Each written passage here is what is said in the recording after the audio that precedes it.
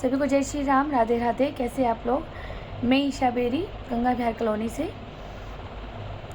आजकल मैं अपनी आत्मकथा जो मेरे साथ हो रहा है उस पर मैं वीडियोस बना रही हूँ, क्योंकि मेरे ऊपर बहुत छोटे छोटे एलिगेशन लगाए हुए हैं कुछ भूमाफियों ने। और भूमाफियों के साथ साथ कुछ महिलाएं भी हैं गंगा विहार में जो आतंकियाँ मचाती हैं, जो अपनी दबंगगिरी दिखाती हैं, जो ये अपनी गैंग बनाकर चलती हैं और मेरे पीछे पड़ती हैं, मेरे ऊपर ही लाछन लगाती हैं, मुझे मारपीट करती हैं। उसके अलावा मुझे ये दिखता है कि यहाँ पे तो कोई और किसी को कुछ कहता नहीं है, हमेशा मेरे पीछे ही पड़े रहते हैं। आखिर क्यों? मेरा यही जानना चाहता है। मैं सबसे जानना चाहती हूँ, गंगा विहार कॉलोनी तो छोड़ो, मैं पूरे हरिद्वार से जानना चाहती हूँ, पूरे उत्तराखंड से जानना चाहती हूँ। मैं माननीय मदन कौशिक जी जो हैं हमारे, मैं उनसे भी जानना चाहती हूँ। हमारे जो विधायक हैं, मैं सबसे जानना चाहती हूँ आखिर क्यों मेरे ही पीछे ऐसा क्यों है? कौन है मेरे पीछे आखिर असली जाल साजिश करने वाला? हमेशा मुझे ही तंग किया जाता है और महिलाओं के द्वारा टॉर्चर किया जाता है, क्यों? अभी आपने मेरी लास्ट वीडियो देखी होगी कि मेरे को जान से ख़त्म कराने के लिए एक मंदिर में डॉग रखवा दिया गया था। जिसने नहीं देखी है वो फेसबुक पे मेरी जाके देख लें। और वैसे मैं यूट्यूब चैनल पे भी डालती हूँ अपनी वीडियो। मेरा चैनल है ईशा बेरी के नाम से है, आप उस पर भी जाके सारी वीडियोस देख सकते हैं। जो मेरे व्यूवर्स देख रहे हैं उन्हें मेरी स्टोरी समझ भी आ रही होगी, और जो नए व्यूवर्स जुड़ रहे हैं तो वो प्लीज़ मेरे यूट्यूब चैनल पर जाके सारी स्टोरी देख लें कि कैसे कैसे भूमाफिया षड्यंत्र रचते हैं, ताकि आप लोग भी जागरूक हो जाए और आपको भी पता चले कि ऐसा ऐसा प्लानिंग प्लॉटिंग ये लोग करते हैं। जेंट्स तो करते ही आए थे, अब तो महिलाएं भी करती हैं, और महिलाओं के साथ उनकी बच्चियां भी करती हैं प्लानिंग प्लॉटिंग। तो प्लीज़ आप ये सब वीडियोस मेरी देखिए, जिससे कि आप जनता जागरूक रहें। अब मैं आपको बताती हूँ नेक्स्ट मेरे साथ और क्या हुआ है। कि जब वो मंदिर वाला जो कांड हुआ था मेरे साथ, कि डॉग ने काट लिया था, तो जब मैं 6 महीने के ट्रीटमेंट के बाद ठीक हो गई, तो इनको वो लगा कि अरे ये तो ठीक हो गई। तो मैंने अपने आप ही उस डॉग से डर के कारण मैंने अपना मंदिर चेंज कर दिया। तो यहाँ पे भी गंगा विहार कॉलोनी में एक और मंदिर है जिसे हम बालाजी दरबार के नाम से जानते हैं, हनुमान जी का मंदिर है वहाँ पर। तो मैं वहाँ जाने लगी थी। जब मैं सुबह वहाँ गई तो वहाँ से वापस आ रही थी, तो फिर मैंने देखा मेरे घर के पास कुछ ग्रुप ऑफ गैंग महिलाएँ खड़ी थी। मुझ पे इन्होंने तब भी हमला करा, और इसने अपने किराएदार से लड़वाया, बिना बात पे इशू बनाया। और सिर्फ यही कि वो किराएदार जो इनकी थी सामने रेंटर पे, तो वो मेरे से तो कभी कभार बोल लेती थी। नॉर्मल है कि कोई भी महिलाएं जो नई आती है, कोई रेंट पे आता है तो बोलता ही है। उसको इशू बना करके मुझसे भी बोली, और उसने जो ये प्रॉपर्टी डीलर की वाइफ है, इसने मेरे ऊपर हमला करा। बल्कि ये ग्रुप ऑफ महिलाएं थी, 5-6 महिलाएं खड़ी थी, इनकी बेटियां भी थी।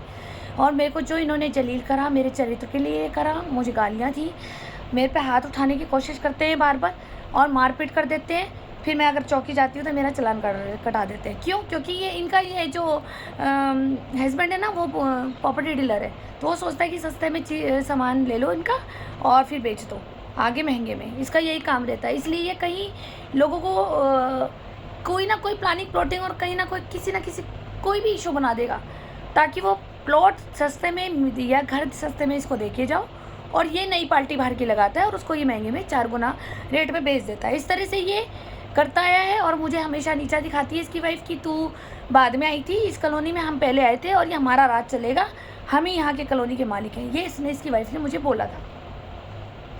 मैं ऊपर आई अपने घर में और मैंने इसके हस्बैंड को फ़ोन किया। मैंने कहा भैया कि आपकी वाइफ और आपकी ये ग्रुप ऑफ गैंग जो भी महिलाएं खड़ी थी, मैं इनका नाम तो नहीं लूँगी अभी, लेकिन मेरा कोर्ट केस चल रहा था, इन लोगों के साथ चल रहा है, और इन्होंने अपने नाम भी कटवा दिए महिलाओं ने। तो हुआ क्या, फिर मैंने इनके हस्बैंड को फ़ोन करा तो हस्बैंड ने मुझे ही उल्टा बोल दिया। वो भी रिकॉर्डिंग मेरे पास पड़ी है। वो बदतमीजी करने लग गया फ़ोन पे इसका पति भी, कि तुम ही गलत हो, तुम ही हमारे पीछे पड़े हुए हो। मैं जानना चाहती हूँ कब लड़ी मैं तुमसे? मैं ये तो जानना चाहती हूँ। मैं तुम लोगों से अगर लड़ती हूँ, मैं तुम लोगों को परेशान करती हूँ, सप्तऋषि चौकी तुम्हारी, ठीक है, तुम वहाँ पे किसी का भी चालान कटा देते हो, किसी के लिए झूठा भी लिखवा देते हो, चरित्र के लिए भी लिखवा देते हो। तुमने तो मेरे लिए यहाँ तक लिखवा दिया कि मेरी बहन और मैं धंधा करते हैं, लिखवाया ना तुम लोगों ने चौकी में। और मैं देह व्यापार का काम करती हूँ। क्यों इतनी तरक्की से जलन हो रही है? और अगर मैं करती हूँ तो तुम भी कर लो, तुम्हें किसने रोका है? और तुम्हें ज़्यादा पता है कि मैं ये काम करती हूँ। क्यों? पार्टनरशिप है क्या तुम्हारी किसी ऐसे लोगों के साथ? होगी फिर, तभी तो तुम्हें पता ही देह व्यापार क्या होता है। मैंने तो जब तुम लोगों ने मेरी एब्सेंट में चौकी में लिखवा दिया कि मैं इस टाइप की औरत हूँ, मुझे सब पता लग गया था, ठीक है। कोर्ट में जो तुमने पेपर सबमिट करा है ना, मुझे सब पता लग गया था, वो भी कैंसिल हो गया है। इतना झूठ बोलते हो ना आप लोग। जान तो वहीं देनी है जहाँ से आए हो। परमात्मा तुम्हारी एक एक एक्टिविटी पे नज़र रख रहा है। इन्होंने फिर क्या करा कि इसके हस्बैंड ने बदतमीजी करी, मैंने फ़ोन कर दिया। फिर 1-2 दिन बाद ये अपने बेटे के साथ मेरे ऑफिस में आया और उसने मुझे धमकी दी जान से मारने की, कि तू ऐसे नहीं भागेगी तो वैसे भागेगी, तू जाती क्यों नहीं यहाँ से, निकलती क्यों नहीं। ये बाप बेटे ने धमकी दी थी मुझे। और कोर्ट जाएगी ना तू, चल हम तेरे साथ चलने के लिए तैयार है, चल। क्यों? क्योंकि इन्होंने ना मेरे चरित्र के लिए गंदा लिखवाना था। कुछ पार्षदों को इकट्ठा करके, कुछ लोगों को इकट्ठा करके, कोई मित्रों को इकट्ठा करके इन्होंने बिशप चौकी में मेरी एब्सेंट में, मुझे नहीं बुलाया पुलिस में, लेकिन इन्होंने मेरे लिए वहाँ पे एक चालान भी कटवा दिया था और मेरे लिए झूठ भी लिखवा दिया था। सप्तऋषि चौकी में ये कांड होते हैं, हमेशा ध्यान रखना आप लोग। ये जो दुनिया को पागल बनाते हैं ना सब लोग, की चौकी में पुलिस में काम नहीं होता, वो यहाँ इस कारण नहीं होता काम। मेरे साथ तो हुआ है। तो इन लोगों ने ये सब मेरी साजिश रची। पहले तो डॉग ये करवाया इन्होंने, डॉग का काम। फिर उसके बाद उसने ग्रुप ऑफ गैंग महिला, और महिलाएं तो मेरे पे आए दिन अत्याचार करती आई हैं, ठीक। फिर उसके बाद इसके पति ने धमकी दी। फिर इन्होंने मेरे साथ ये मेरे को तंग करते ही चले आए हैं। मैं ये नहीं कह सकती कि इन्होंने मुझे क्या नहीं किया होगा, कितनी नीचे तक कि ये नीचे उतर जाते हैं। और ये इनकी ये भी वीडियोस मेरे पास बनी हुई है कि इसकी वाइफ ने और इसके हस्बैंड ने ये बोला है तू रह के दिखा इस मकान में, मतलब मेरे मकान की तरफ बोल रही है, मेरे पे वीडियो बनी, तू रह के दिखा मकान में। फिर इसकी वाइफ ने मेरे पीछे अपना डॉग छोड़ा कि काट इसको काट। हम डरते हैं क्या? हम डरते हैं? हम किसी से नहीं डरते। और अपने डॉग्स को बोल रही काट इसको, पड़ इसके पीछे। तब भी इसने अपना डॉग मेरे पीछे पड़वाया था। तो मैं पुलिस में इसलिए नहीं गई क्योंकि मेरा चालान कटा दिया जाता है। पति के मुंह इसलिए नहीं लगी क्योंकि पति खुद इन्वॉल्वमेंट है, अपनी वाइफ को आगे कर देता है लड़ने के लिए, और बेटी को भी, क्योंकि उसको तो मकान चाहिए ना। 100 रुपये की चीज़ 10 रुपये में चाहिए, फिर वो 100 रुपये की चीज़ 1000 रुपये में बेचेगा, बाहर के लोगों को, बाहर की पार्टी लगाएगा।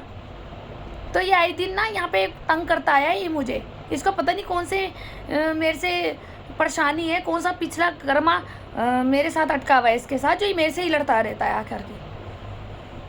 तब जाके मैंने इन लोगों की कंप्लेंट कोर्ट में करी।